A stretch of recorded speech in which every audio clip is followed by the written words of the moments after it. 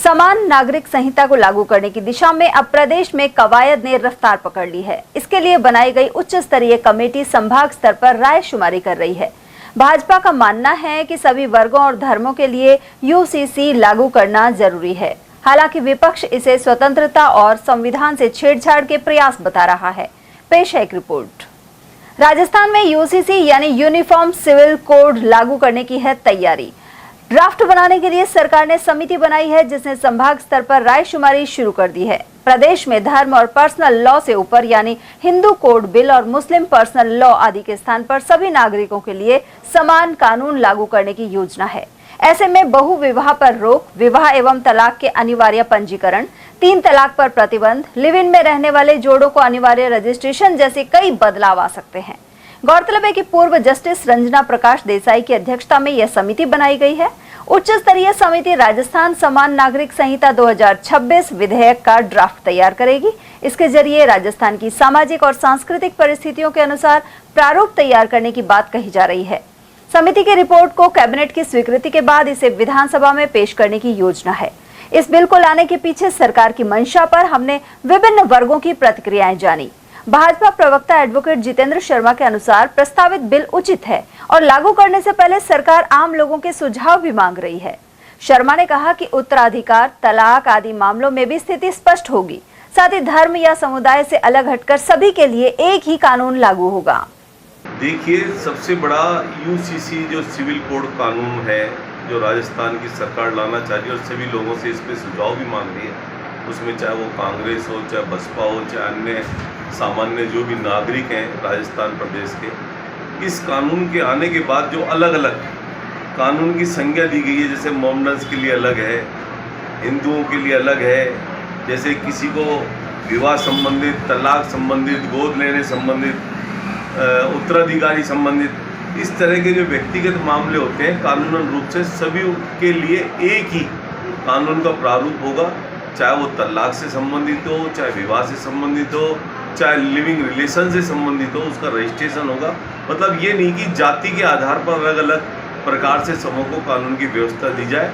संविधान के अनुसार देश आज़ाद होने के बाद ही ये मंशा थी उस समय संविधान निर्माताओं की कि देश के अंदर एक सिविल कोड, सामान्य संहिता लागू हो, जिसके द्वारा सभी भारत के रहने वाले लोग जो भारत में निवास करते हैं उनके लिए एक ही कानून की व्यवस्था होना जरूरी है। इसलिए राजस्थान सरकार भी इसको ला रही है और उत्तराखंड के अंदर ऑलरेडी ये कानून चल रहा है और इसके बहुत फ़ायदे मिलेंगे।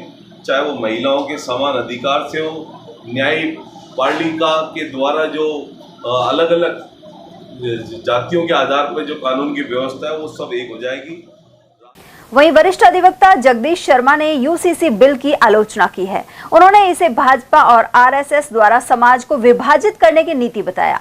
साथ ही कहा कि इससे सामाजिक परंपराओं को तोड़ा जा रहा है। उन्होंने कहा कि भाजपा कभी मंदिर तो कभी यूसीसी के नाम पर राजनीति करती है।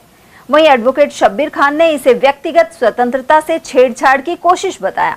साथ ही बताया कि इस बिल से आम लोगों को कोई फायदा नहीं होने वाला। देखो, इस सरकार का ये यूसीसी बिल है, ये प्रोपेगेंडा है इस सरकार के। कभी ये ट्रिपल तलाक, कभी लिव एंड रिलेशनशिप का कानून लाना, ये जो हमारी देश की जो संवैधानिक जो तंत्र है उस पर कुठाराघात करने की कोशिश की जा रही है। और इस देश में विभिन्न प्रकार की जातियाँ रहती हैं और विभिन्न प्रकार के ट्रेडिशन हैं, उन पर एक बड़ा करारा प्रहार है सरकार के द्वारा। और सरकार इस तरीके से इसको खंडित करने की कोशिश कर रहे हैं जो इस देश का लोकतंत्र है कि वो समूचा खत्म हो जाए और संविधान को नष्ट किए जाने की एक प्रक्रिया है। और इसको मैं सरकार के यूसीसी बिल कोड को मैं बिल्कुल गलत मानता हूँ। और इसका तो काम है कभी राम मंदिर के नाम से, कभी हिंदू मुस्लिम के नाम से, कभी कोई स्पेशल वो कानून लाकर संसद में डाल देना, मतलब जनता को गुमराह करना। यानी जनता को रोटी चाहिए, रोजगार चाहिए, वैज्ञानिक तकनीकी चाहिए, ये सारी चीज़ें चाहिए, वो उन पर तो कोई सवाल ही नहीं है। स्वास्थ्य चाहिए बेहतर, यूनिवर्सिटियाँ, बच्चों को नौकरियाँ, रोजगार, ये चाहिए। इनके ऊपर तो कोई सवाल खड़े ये करते ही नहीं है। और ये इस तरीके के धार्मिक उन्माद सांप्रदायिकता के एक्ट ले आते जिससे कि देश और 70 साल पीछे चला जाता है। मैं इतना ही कहूँगा। भारतीय जनता पार्टी और आरएसएस का समाज को विभाजन करने की नीति के तहत उठाया गया एक कदम है। सिविल कोड केवल सामान्य मंशा से नहीं लागू करने की कोई बात है, बल्कि यह जानबूझकर समाज में भेद पैदा करना, वर्ग विशेष को अलग थलग करना और इस देश में ध्रुवीकरण करने की राजनीति का एक अंग है। उनकी संपूर्ण राजनीति या तो धर्म पर आधारित है सरकार की, या सांप्रदायिक सद्भाव को तोड़ने वाली है। हम ये जानते हैं कि सिविल कोड को लागू करने से व्यक्तिगत स्वतंत्रताओं का, सामाजिक परंपराओं का और प्राचीन चली आ रही मतलब एक ट्रेडिशंस को विखंडित करने की योजना है। यह किसी भी रूप में भारतीय समाज के लिए ठीक नहीं है। महत्वपूर्ण बात यह है कि समाज में जागरूकता करना, शिक्षा का विकास करना, तकनीक और विज्ञान को आगे बढ़ाना, उस सब को छोड़ करके जहां स्कूलों को खोला जाना चाहिए, तकनीकी क्षेत्रों के उच्च कॉलेजों की और विश्वविद्यालयों की स्थापना होनी चाहिए, जहाँ बड़े कल कारखाने खोले जाने चाहिए, वहाँ मूर्तियों की निर्माण, मंदिरों का निर्माण, सामान्य एक सिविल कोड के नाम पर समाज में विभाजन की कोशिश नफरत की राजनीति का ही एक अंग है।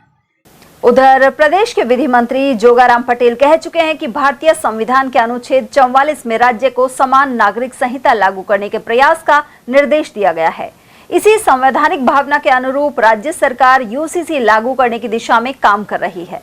इसके जरिए महिलाओं को समान अधिकार और लैंगिक समानता को बढ़ावा देने की भी बड़ी मंशा है। उधर जिला कलेक्टर डॉक्टर अर्तिका शुक्ला के निर्देशन में समान नागरिक संहिता को लेकर जिला स्तर पर गठित समिति द्वारा जन सुनवाई की जाएगी।